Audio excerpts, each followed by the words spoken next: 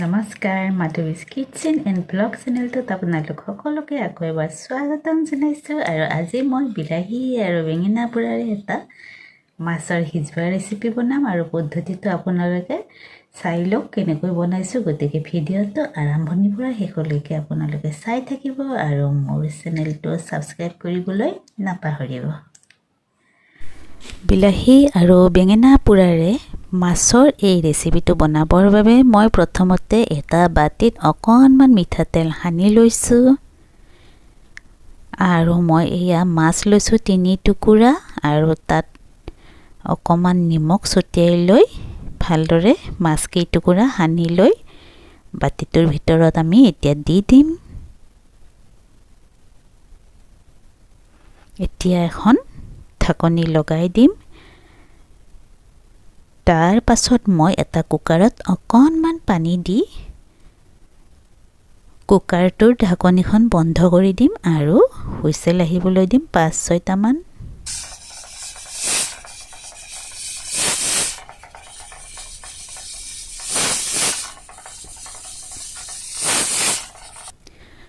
বিলাহী দুটা মই পুৰি ল'ম। কুকাৰৰ বস্তুখিনি ঠাণ্ডা হোৱালৈকে মই দুটা বিলাহী পুৰি লৈছোঁ মধ্যমীয়া জুইত। আৰু বিলাহী পুৰা হোৱাৰ পাছত মই এতিয়া আকৌ ভালদৰে এটা বেঙেনা পুৰি ল'ম। বেঙেনাটোত অকণমান তেল সানি ল'ম আৰু বেঙেনাৰ গাত কটাৰীৰে অলপ ফালি ফালি দিম। এনেদৰে কটাৰীৰে অলপমান ফালি দিম 2-3 ঠাইমানত। বেঙেনাটো লুটিয়াই লুটিয়াই ভালদৰে মই মধ্যমীয়া জুইত এনেদৰে পুৰি ল'ম। এতিয়া চাওক বেঙেনাৰ ঠাৰিডালো সিজি গৈছে। গতিকে মই জুই বন্ধ কৰি এইখিনি ঠাণ্ডা হ'বলৈ দিলোঁ আৰু এইখিনি ঠাণ্ডা হোৱালৈকে মই এতিয়া অলপমান মছলা এনেদৰে যোগাৰ কৰি ল'ম। গৰম মছলা, নৰসিংহৰ পাত, তাৰ পাছত কেঁচা জলকীয়া, নহৰু কুটা আৰু আদা বটা। আৰু এতিয়া মই এয়া বিলাহী আৰু বেঙেনাখিনি সৰু সৰুকৈ কুটি লৈছোঁ আৰু সিজাই লোৱা মাছখিনি চাওক সেয়া ধুনীয়াকৈ সিজি গৈছে। এতিয়া মই এখন কেৰাহীত মাত্ৰ 2 চামুচ তেল দিম আৰু কেৰাহীখন ভালদৰে গৰম হ'বলৈ দিম।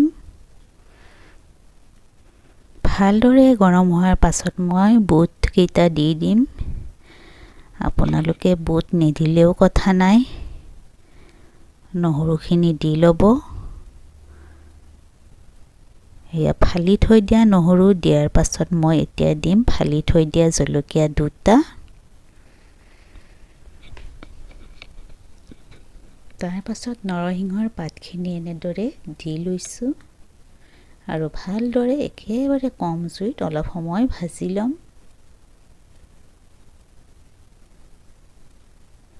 এতিয়া বাকলি গুচাই সৰু সৰুকৈ কাটি থৈ দিয়া পুৰা বেঙেনাখিনি মই ইয়াতে দি ল'লোঁ। আকৌ বিলাহীখিনিও সৰু সৰুকৈ কাটি থৈ দিছিলোঁ সেইখিনিও দিলোঁ। নিমখ দিম,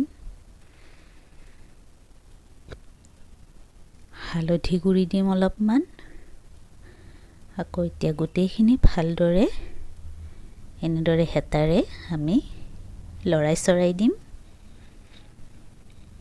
পানী দিম মই ডাঙৰ কাপেৰে 1 কাপ। আপোনালোকে কমকৈ দিব খুজিলে কমকৈও দিব পাৰিব। তাৰ পাছত এইখিনি মই মধ্যমীয়া জুইত উতলিবলৈ দিম। আচলতে খাদ্য ৰান্ধিলে বৰ বেছি জুই দিব নালাগে, জুইৰ পৰিমাণটো অলপ কমকৈ ৰাখিব লাগে। সিজাই থৈ দিয়া মাছ কেইটুকুৰা দিলোঁ আৰু ওপৰত মই আদা বটাখিনি এনেদৰে দি দিলোঁ। এতিয়া মাছ কেইটুকুৰা ভাঙি নোযোৱাকৈ লাহে লাহে এনেদৰে অলপ লৰাই দিম। তাৰ পাছত ঢাকনি লগাই দিম প্ৰায় 3 মিনিটমান সময়।